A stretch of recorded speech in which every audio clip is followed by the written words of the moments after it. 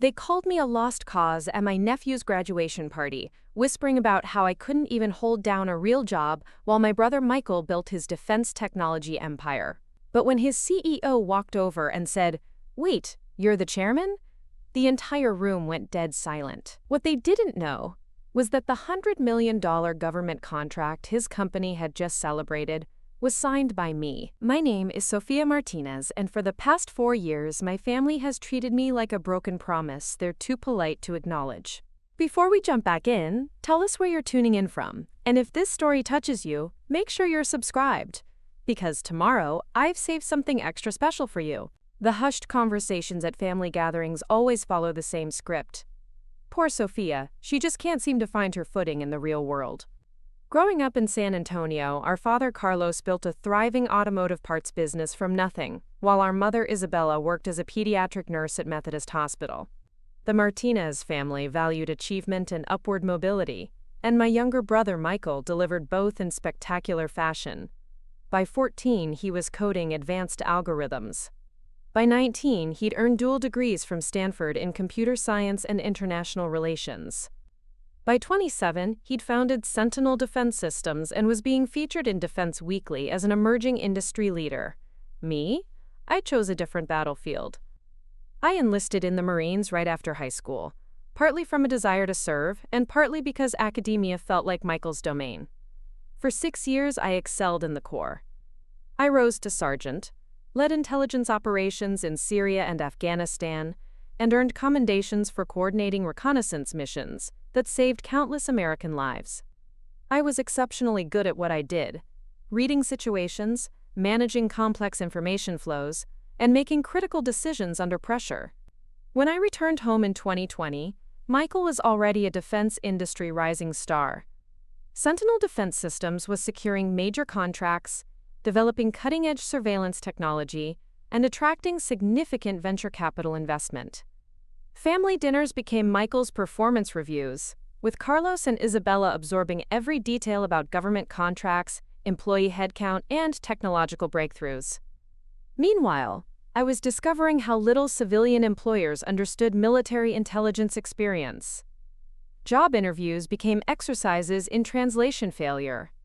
When I described managing classified information systems and coordinating multi-agency intelligence operations, hiring managers heard data entry or administrative work. When I explained strategic threat assessment under combat conditions, they saw someone without traditional corporate experience. My resume accumulated rejections despite my specialized skills and security clearance.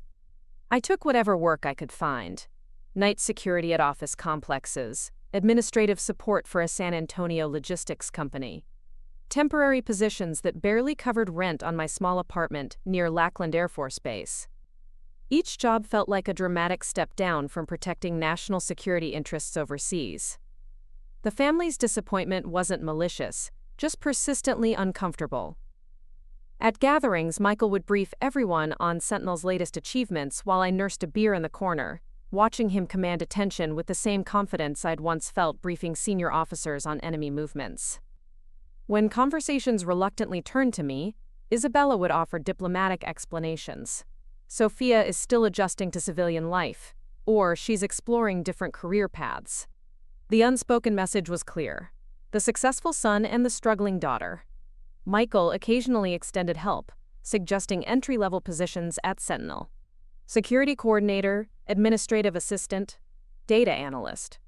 Roles that required none of the strategic thinking, classified information management, or leadership experience I'd developed commanding Marines in hostile environments. I declined these offers politely, knowing acceptance would feel like admitting my military career had been preparation for nothing more than corporate charity. The family narrative solidified over time. Michael was the visionary who'd elevated the Martinez name through innovation and business excellence. I was the older sister who'd served admirably, but couldn't translate that service into civilian success. They weren't cruel about it, just quietly resigned to my limitations. What they didn't understand was that some missions require operating without recognition or uniform.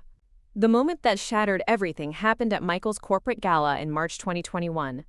Sentinel Defense Systems had just landed their most prestigious contract yet, a surveillance technology deal with the Department of Homeland Security worth $83 million. The celebration was held at the Grand Hyatt in downtown San Antonio, with 300 employees, government officials, and family members celebrating Michael's triumph. I hesitated about attending. These defense industry events made me feel like an outsider in my thrift store dress, sipping wine while everyone else discussed classified projects and billion-dollar budgets I wasn't cleared to hear about. But Isabella insisted it was important family support, and Michael had personally invited me, saying my military background would be inspiring to his government clients. The evening unfolded exactly as I'd expected.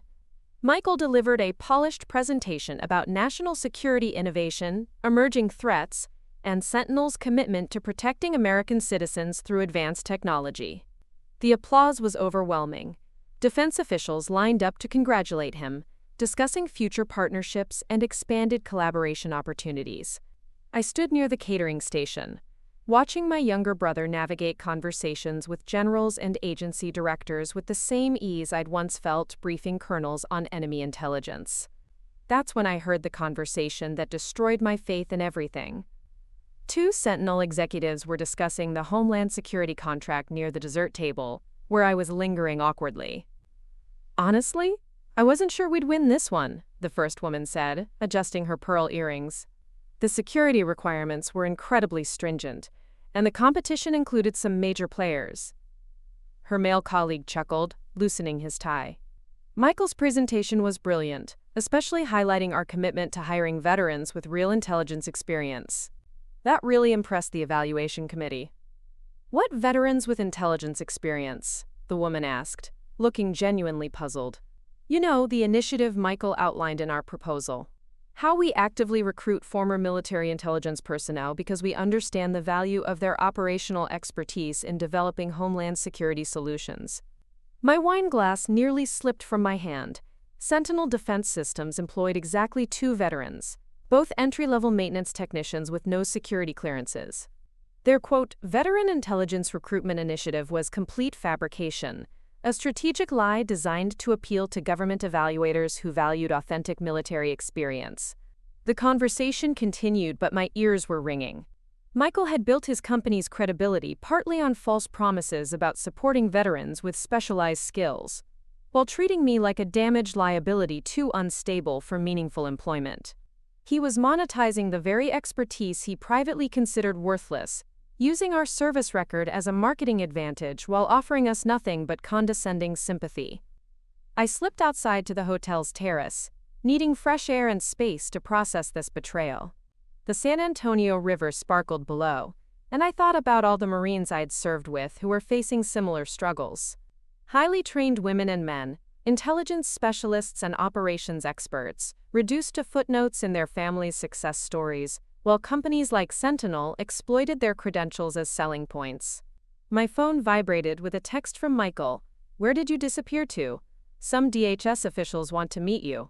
I stared at that message for several long minutes, understanding exactly why he wanted to parade me around, the decorated female Marine sister who validated his company's commitment to veteran talent.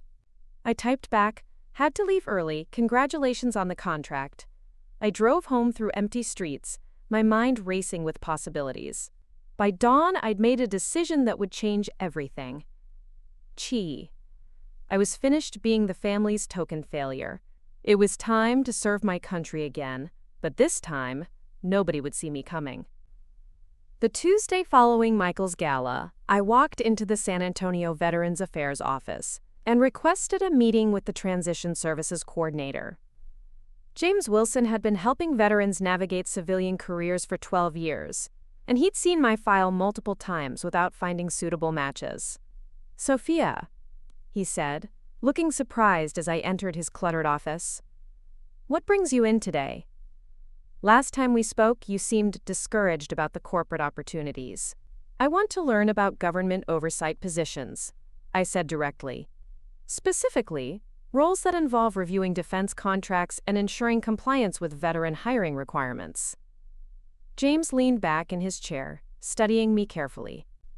"That's a significant departure from what we've discussed before. What's driving this new interest?" I couldn't reveal Michael's deception, so I focused on the broader truth. Preparing and narrating this story took us a lot of time, so if you are enjoying it, subscribe to our channel. It means a lot to us. Now back to the story. I've been thinking about how my intelligence background might be useful in ensuring companies actually fulfill their commitments to hiring veterans. There must be oversight mechanisms to verify these claims, and I want to understand how they work. He spent the next 3 hours walking me through the complex world of federal procurement oversight. Defense contracts underwent multiple review stages, with compliance audits, verification processes, and accountability measures. The Government Accountability Office, the Defense Contract Audit Agency, and various Inspector General offices all played roles in ensuring contractors met their obligations, including veteran hiring initiatives. The real influence, James explained, lies in the oversight and audit positions. These are the people who review contractor proposals, verify compliance with requirements, and make recommendations that can make or break multi-million-dollar deals. But accessing these roles requires specific qualifications, active security clearances, and usually advanced certifications. That evening, I researched federal employment pathways until my laptop battery died twice. The Department of Defense Inspector General's Office, the General Services Administration, the Office of Federal Procurement Policy. Each agency had different entry requirements for oversight specialists. Most demanded certifications I lacked, experience I couldn't demonstrate in civilian terms, or political connections I'd never cultivated. But deep in the requirements documentation, I discovered something promising. The Federal Acquisition Institute offered comprehensive certification programs for contract oversight specialists. The coursework could be completed online, and military intelligence experience counted significantly toward practical requirements. It wasn't glamorous work, but it represented access to real power. I enrolled immediately, using my GI Bill benefits to cover the extensive training costs. The curriculum was demanding: federal acquisition regulations, contract compliance law, audit procedures, ethics requirements, and oversight methodologies. I studied relentlessly after my security guard shifts, transforming my small apartment into a war room, with legal textbooks, regulatory manuals, and certification guides, covering every available surface. The material felt familiar in ways I hadn't expected. 6 years of military intelligence work had taught me to analyze complex information systems, identify discrepancies and inconsistencies, and follow detailed procedures under pressure. What civilian employers dismissed as paperwork experience was actually sophisticated analytical training in high-stakes environments. After 8 intensive months of study, I passed the Federal Acquisition Certification Examination and qualified for entry-level contract oversight specialist positions. The salary was modest compared to private sector opportunities, but it included something I hadn't experienced in years: comprehensive federal benefits, job security based on merit, and advancement opportunities tied to performance rather than networking. My family barely registered the career transition. Isabella asked politely about my new government position, but conversation quickly shifted to Michael's latest Sentinel expansion into international markets. Carlos nodded approvingly. Stable federal employment seemed more realistic for his older daughter than pursuing ambitious entrepreneurial ventures. I didn't correct their assumptions or elaborate on my specific responsibilities.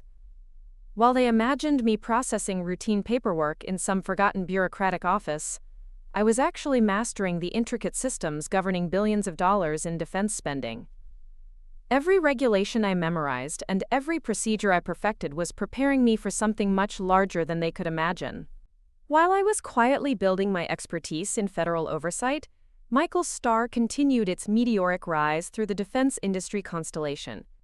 By late 2021, Sentinel Defense Systems had expanded to over 400 employees, opened offices in Washington, D.C. and Los Angeles, and secured contracts with 3 additional federal agencies. Michael was invited to speak at the National Defense Industrial Association conference, appeared on CNN discussing cybersecurity threats, and was featured on the cover of Government Technology magazine. Family gatherings became elaborate celebrations of Michael's achievements. At Thanksgiving dinner, Carlos proudly displayed newspaper clippings about Sentinel's latest contract wins, while Isabella showed relatives photos from Michael's White House visit during a cybersecurity summit. The dining room table groaned under the weight of success stories, media coverage, and business accolades. During these celebrations, I occupied my familiar position in the background, nodding politely as relatives asked about my government job, before quickly pivoting to more exciting topics. "Sofia works for the federal government now," Isabella would explain diplomatically, "doing something with contracts and regulations." The implication was clear: steady, unremarkable work, suitable for someone who couldn't achieve Michael's level of innovation and entrepreneurship. What they didn't realize was that my boring government position was providing me with extraordinary access to information. As a certified contract oversight specialist, I now had security clearance to review detailed proposals, audit compliance reports, and examine the internal documentation that companies submitted to win federal contracts.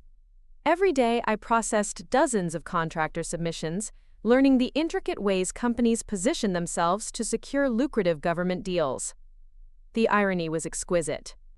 While Michael gave interviews about Sentinel's commitment to supporting veterans, I was reading the actual documents his company submitted to federal agencies. Their proposals consistently highlighted veteran hiring initiatives, military partnership programs, and commitments to recruiting former service members with specialized skills. On paper, Sentinel Defense Systems appeared to be a model of veteran integration and support. But the reality I observed daily was starkly different. During my occasional visits to family events at Michael's sprawling Alamo Heights home, I'd overhear conversations between him and his executives about hiring challenges, talent acquisition, and staffing strategies. Never once did these discussions mention veterans, military recruitment, or the specialized programs prominently featured in their federal proposals. I began keeping detailed notes, not yet knowing what I'd do with the information, but understanding instinctively that documentation would be crucial. I tracked Sentinel's public statements about veteran hiring against their actual employment records, which I could access through my oversight responsibilities. The discrepancies were substantial and systematic. Meanwhile, Michael's success generated opportunities that seemed almost magical. Defense contractors courted him at industry conferences. Government officials sought his input on emerging technology policies. Venture capital firms competed to invest in Sentinel's expansion plans. He was building an empire on promises that existed primarily on paper. The most painful moments came during family conversations when Michael would casually mention his company's veteran initiatives, often glancing at me with what I initially interpreted as pride, but gradually recognized as performance. "We're really committed to helping former service members transition successfully," he'd tell relatives, while I sat 3 feet away, struggling to pay rent on my government salary. I started declining family invitations, claiming work commitments, and scheduling conflicts. It was easier than watching Michael receive praise for supporting veterans while treating me like a cautionary tale about military service limiting civilian prospects. But every rejection, every dismissive comment, every false claim I documented was building toward something larger. I was becoming an expert in the very systems that governed Michael's success. And knowledge, I was learning, could be the most powerful weapon of all. By early 2022, my position in federal contract oversight had evolved beyond simple compliance reviews. I'd been promoted to senior contract specialist, giving me access to high-level procurement decisions and the authority to conduct detailed audits of major defense contractors. What my family saw as a modest career advancement was actually my entry into the inner circle of federal acquisition power. My new responsibilities included serving on evaluation committees for multi-million-dollar contracts, reviewing contractor performance histories, and making recommendations that could influence which companies received lucrative government deals. For the first time since leaving the Marines, I felt the familiar weight of consequential decision-making. The promotion also connected me with other veterans working throughout the federal oversight system. During a training conference in Washington, D.C., I met Angela Torres, a former Army intelligence officer who now worked for the Defense Contract Audit Agency. Over coffee, we discovered we'd both grown frustrated, watching companies exploit veteran credentials for marketing purposes, while failing to deliver meaningful employment opportunities. "It's everywhere," Angela said, stirring her latte with visible irritation. "Companies win contracts partly by promising veteran hiring initiatives, then barely employ any veterans beyond token positions. The enforcement mechanisms exist, but they're rarely used effectively. Through Angela, I connected with a network of veteran federal employees who shared similar concerns. Marcus Chen worked for the Government Accountability Office, investigating procurement irregularities. Dr. Rebecca Washington served on the Department of Defense Inspector General staff, auditing contractor compliance. Jennifer Rodriguez specialized in small business and veteran-owned enterprise certifications at the Small Business Administration. We began meeting informally, sharing information about companies that consistently overpromised and underdelivered on veteran commitments. What started as casual conversations evolved into systematic documentation of patterns across the defense industry. We weren't conducting formal investigations, but we were building comprehensive pictures of which contractors were genuine partners versus those exploiting veteran status for competitive advantage. The most valuable insight came from Marcus, who'd spent 3 years tracking defense contractor employment practices. The key, he explained during one of our quarterly meetups, is correlating their proposal promises with actual hiring data over time. Companies like Sentinel Defense Systems look great on paper, but their veteran employment numbers haven't changed significantly, despite winning multiple contracts based on veteran hiring commitments. I began using my access to conduct deeper reviews of Sentinel's compliance history. Their federal submissions consistently highlighted veteran recruitment programs, mentorship initiatives, and specialized career paths for former military personnel. But when I cross-referenced these claims with their actual employment records, the reality was starkly different. Sentinel employed fewer than 8 veterans among their 400 staff members, and most of those were in entry-level positions, unrelated to their military expertise. None held leadership roles, despite Michael's public statements about valuing military leadership experience.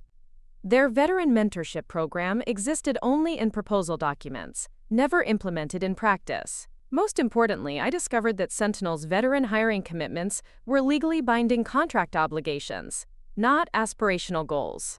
Companies that failed to meet these commitments could face penalties, contract modifications, or even debarment from future federal opportunities.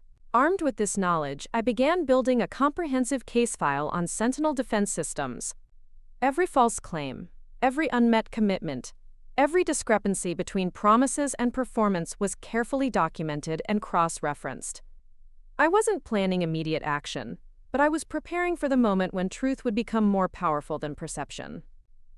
My family continued viewing me as the underachieving sister with a modest government job, completely unaware that I now possessed the authority to significantly impact their Golden Boys empire. The invisible veteran they'd written off was quietly becoming the oversight specialist who could hold Michael accountable for every promise he'd made and broken. The moment that made everything personal came during Isabella's 60th birthday celebration in August 2022.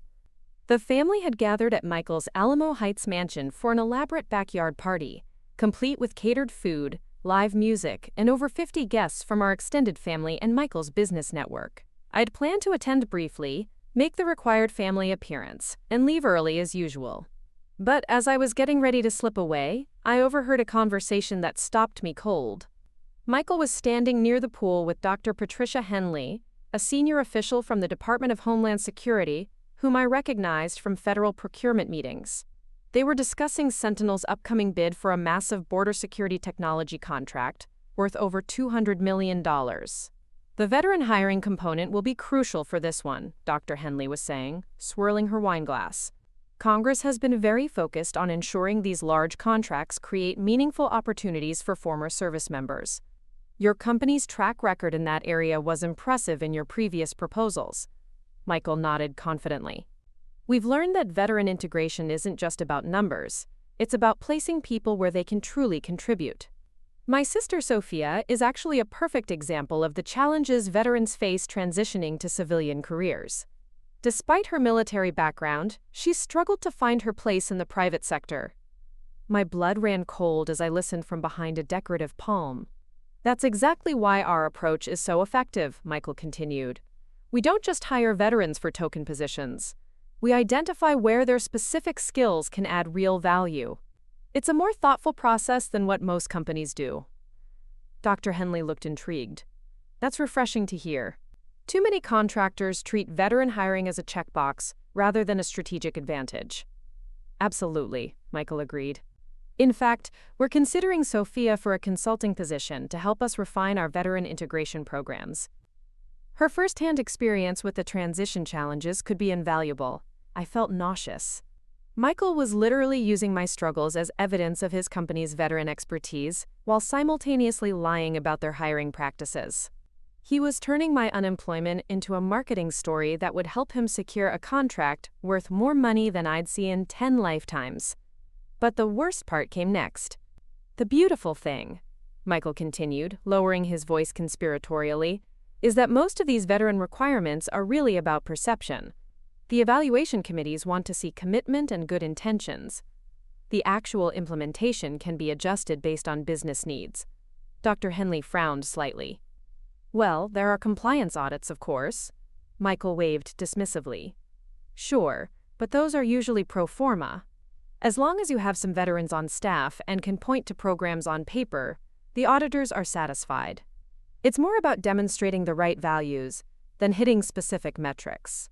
I stood frozen behind that palm tree, listening to my brother casually describe how to manipulate federal contract requirements while using my personal struggles as validation for his deception.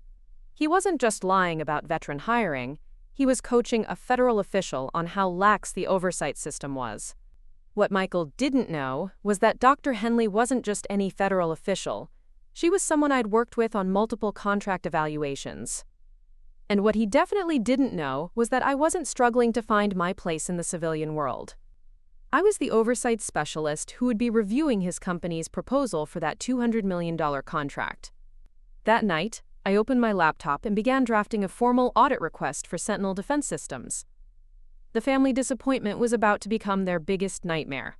The formal audit notification arrived at Sentinel Defense Systems on a crisp October morning in 2022. I wasn't present when Michael received the certified letter, but I heard about his reaction through family channels within hours. Some bureaucrat is launching a harassment audit of our veteran hiring practices, he complained to Isabella during their weekly phone call, which I happened to overhear when I stopped by to drop off her birthday gift I'd forgotten to bring to the party. Probably some disgruntled government employee looking to make their quota. These compliance reviews are such a waste of time and resources. Isabella made sympathetic noises about government interference with successful businesses. Neither of them suspected that the bureaucrat conducting the audit was sitting in their living room. The audit process took 6 weeks and was ruthlessly thorough. Working with Angela Torres and Marcus Chen, I documented every discrepancy between Sentinel's federal proposals and their actual practices. We reviewed 3 years of hiring records, interviewed current employees, and analyzed the company's implementation of promised veteran programs. The findings were damning. Sentinel had received over $40 million in contracts, partly based on veteran hiring commitments they'd never fulfilled. Their veteran employment rate was less than 2%, far below industry standards, and nowhere near the levels suggested in their proposals. The mentorship programs, career development initiatives, and specialized positions for former military personnel existed only in proposal documents. Most seriously, we discovered that Michael had submitted false information about veteran hiring statistics in multiple federal proposals, a violation that could result in criminal charges as well as contract penalties. The day I was scheduled to present my findings to the Federal Acquisition Review Board was also the day of my nephew Tyler's high school graduation party. The timing wasn't coincidental. I'd planned it this way, wanting Michael to receive the audit results at the same moment his family was celebrating another milestone. I arrived at the party just as the initial celebration was winding down. Michael looked distracted, checking his phone repeatedly and speaking in hushed tones with his attorney, who'd apparently been called to provide emergency consultation. I could see the stress in his posture, the way he kept running his hands through his hair.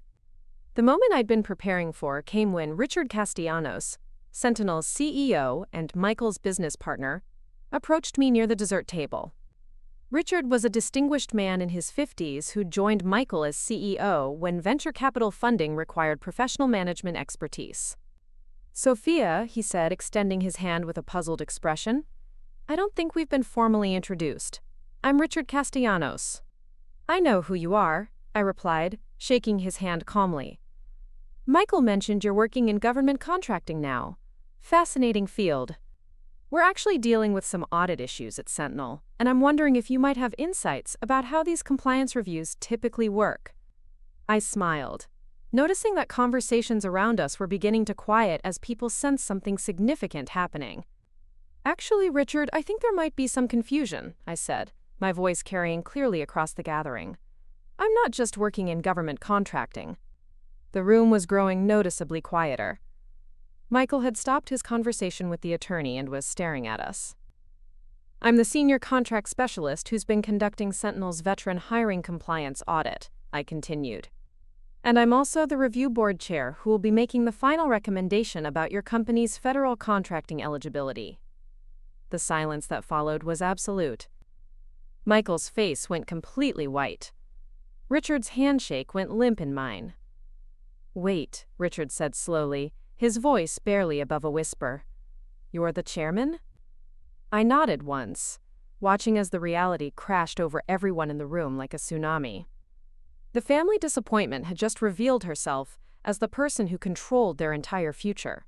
The silence that followed my revelation lasted exactly 17 seconds. I counted them, then chaos erupted in carefully controlled stages. Richard Castellanos recovered first, his CEO training kicking in. Sofia, I think there might be some misunderstanding here. Could we perhaps discuss this privately? There's no misunderstanding, I replied calmly, noting how every conversation in the backyard had stopped. The audit findings are comprehensive and documented. Sentinel Defense Systems has violated federal contractor compliance requirements systematically over 3 years. Michael finally found his voice, though it came out hoarse and strained. Sofia, what the hell are you talking about? You work some desk job processing paperwork. Carlos stepped forward, confusion written across his face.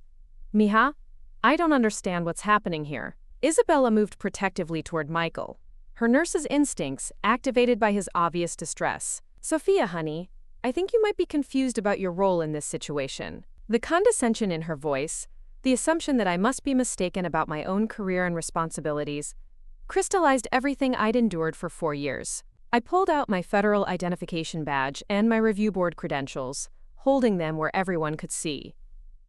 I'm not confused, Mom. I'm the senior contract specialist for the Federal Acquisition Review Board, and I chair the committee that oversees contractor compliance for defense industry contracts. Michael's company is currently under formal investigation for fraudulent veteran hiring claims. Richard's face had gone ashen. As CEO, he understood the implications immediately. Michael, we need to call the legal team right now. This is a serious federal matter. No, Michael said, his voice rising. This is family manipulation. Sofia's trying to sabotage my company because she's jealous of my success. The accusation hung in the air like smoke. Several relatives shifted uncomfortably, unsure whether to leave or stay for what was clearly becoming a family crisis. I looked directly at Michael, my voice steady and professional. The audit documentation includes recordings of your conversation with Dr. Patricia Henley at Mom's birthday party, where you described veteran hiring requirements as, quote, pro forma, and discussed how to manipulate compliance reviews. Dr. Henley was wearing a recording device as part of a broader federal investigation into contractor fraud. Michael's face cycled through several expressions: confusion, disbelief, horror, and finally a desperate kind of anger. You set me up. You brought federal agents to Mom's birthday party? I didn't set up anything, I replied. I attended a family gathering where you chose to discuss illegal activities with a federal official. Dr. Henley was already investigating contractor fraud patterns when you decided to coach her on circumventing compliance requirements. Carlos sank into a nearby chair, the weight of understanding settling over him. Dios mío. Sofia, what does this mean for Michael's company? It means, I said, that Sentinel Defense Systems will likely face contract suspension, financial penalties, and possible criminal charges for submitting false information in federal proposals. Michael could face personal prosecution for fraud. Isabella started crying quietly. Several relatives began making excuses and leaving, unwilling to witness the family's public disintegration. Richard pulled out his phone, presumably calling Sentinel's emergency legal counsel. Michael stood frozen, staring at me like I'd transformed into someone completely unrecognizable. 4 years, I continued, my voice carrying across the nearly empty backyard. 4 years of being treated like a failure while you built your empire on lies about supporting veterans. 4 years of watching you profit from promises you never intended to keep. Tyler, my nephew, whose graduation we were supposedly celebrating, approached tentatively. "Aunt Sophia, are you really going to destroy Dad's company?" I looked at this 18-year-old boy who was just beginning to understand that his privileged life might be built on foundations of sand. "I'm not destroying anything, Tyler. I'm enforcing the law." 3 months after Tyler's graduation party, Michael called me for the first time since the revelation. His voice was different, quieter, stripped of the confident swagger I'd grown accustomed to hearing. "Sophia, can we meet? Just the two of us, please." We agreed to meet at a small cafe near the Riverwalk, neutral territory, where neither of us had family memories. When I arrived, Michael was already there, looking like he'd aged 5 years and 3 months. His usual designer clothes had been replaced with a simple button-down shirt and jeans. He stood when he saw me, uncertainty replacing his typical commanding presence. "Thank you for coming," he said, gesturing to a quiet corner table. We sat in awkward silence for several minutes before Michael spoke again. "I need you to know that I never understood what you'd accomplished." "Not really." I waited, letting him find his words. "When the audit results came out, Richard made me research your actual career. Not the story I'd told myself about your government job, but what you actually do." His voice cracked slightly. "Sophia, you're one of the most influential people in federal defense contracting. You have more real power than I ever had." The Federal Acquisition Review Board had concluded their investigation 6 weeks earlier. Sentinel Defense Systems faced contract suspension, $47 million in penalties, and a 3-year debarment from federal contracting. Michael had been forced to resign as founder, though he avoided criminal prosecution by cooperating fully with the investigation. "I built my entire company on lies," Michael continued, staring at his untouched coffee. "Every major contract, every media interview, every family dinner where I talked about supporting veterans. It was all performance. And the worst part is, I convinced myself it was justified because I was creating jobs and building something important." He looked up at me, his eyes red-rimmed. "I used your struggles as proof of my expertise while completely dismissing your actual achievements. I don't know how to apologize for that level of blindness." I'd spent months preparing for this conversation, anticipating anger or defensiveness or attempts at manipulation. What I hadn't expected was genuine remorse. "Michael, the audit wasn't about destroying you personally. It was about holding Sentinel accountable for promises made to veterans who deserved better." "I know that now," he said. "Richard and I have been working with the VA to create an actual veteran hiring program. Not for contracts or publicity, but because it's the right thing to do. We're starting small, focusing on meaningful positions rather than token jobs." Over the following weeks, other family conversations began happening. Carlos apologized for not recognizing my achievements, admitting he'd been so focused on traditional success metrics that he'd missed his daughter's extraordinary career. Isabella struggled more with the revelation, but gradually began asking genuine questions about my work and expressing pride in my accomplishments. The most meaningful change came when Michael invited me to speak at a defense industry conference about veteran transition challenges. Standing on that stage, addressing an audience of executives and government officials, I felt something I hadn't experienced since leaving the Marines: professional recognition from my own community. "Veterans don't need charity positions or token hiring initiatives," I told the audience. "We need opportunities to contribute our strategic thinking, our leadership experience, and our commitment to mission success. The companies that understand this difference will find themselves with competitive advantages their rivals can't replicate." After my presentation, 3 major defense contractors approached me about consulting opportunities. For the first time in 5 years, I was being recruited for my expertise rather than being offered sympathy positions. My family finally understood who Sofia Martinez actually was. Not the struggling veteran sister, but the federal oversight official who'd been protecting their interests all along. Today, I sit in my office overlooking the San Antonio River, serving as the Director of Veteran Employment Oversight for the Department of Defense. The promotion came 18 months after the Sentinel investigation, recognition not just of my technical expertise, but of my commitment to ensuring that promises made to veterans are promises kept. The framed commendation on my wall reads, "For exceptional service in protecting the integrity of federal contracting and advancing meaningful employment opportunities for American veterans." It sits next to a photo from Tyler's college graduation last month, where he introduced me to his friends as my aunt, the one who keeps defense contractors honest. The Sentinel case became a landmark in federal contractor oversight. The investigation revealed systematic fraud across dozens of companies, leading to industry-wide reforms in veteran hiring verification and compliance auditing. What started as my personal mission to hold one company accountable evolved into comprehensive policy changes that now protect thousands of veterans from exploitation. Michael's journey has been more complex but ultimately redemptive. After losing Sentinel, he spent a year working with the VA as a volunteer, helping other veterans navigate career transitions. The experience taught him things his business success never could about resilience, adaptation, and the value of service over recognition. Last year, he launched a nonprofit organization focused on connecting veteran-owned small businesses with federal contracting opportunities. He runs it from a modest office in downtown San Antonio, earning a fraction of his former salary, but finding purpose he'd never experienced during his corporate empire days. "I spent years talking about supporting veterans," he told me recently over lunch. "Now I'm actually learning how to do it." Our family dinners have transformed completely. Instead of Michael's quarterly performance reviews, we now have genuine conversations about our work, our challenges, and our shared commitment to service. Carlos brags to his friends about both his children, the daughter who oversees billion-dollar contracts, and the son who's rebuilding his career on authentic foundations. Isabella frames newspaper articles about my policy work with the same pride she once reserved for Michael's business achievements. She's become an advocate for military families in her nursing practice, understanding for the first time how her own assumptions had limited her ability to support veteran transitions.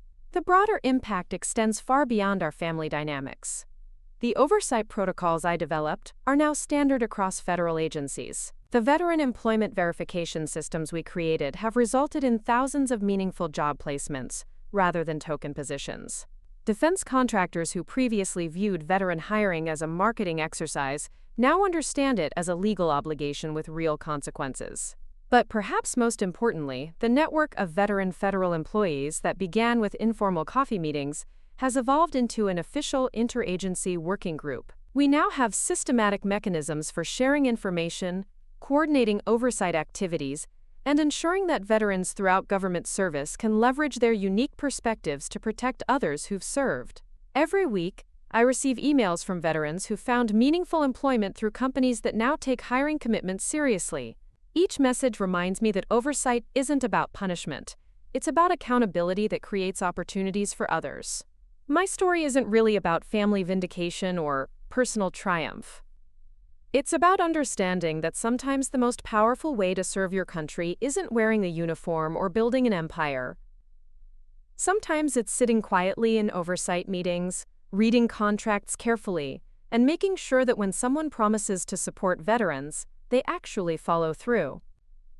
The girl they called a lost cause became the woman who found a way to keep serving, one contract review at a time. Up next, you've got 2 more standout stories right on your screen.